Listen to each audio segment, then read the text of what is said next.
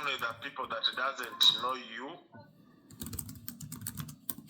who will not appreciate you. I don't think that everyone will get to know about the kind of work, how you sacrifice your life, your resources, your time, your life to come and stay here with the poorest families in Uganda just to help them to get better.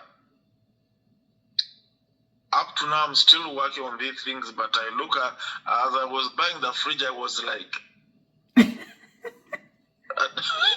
I told the Indian guy that I was buying from, and he's like, stop lying, stop.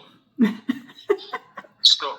Even if it's for the organization, there is no any Ugandan. If the money comes from US, a Ugandan that will buy this fridge for a widow. And I'm like, here it is. Yeah. Yeah.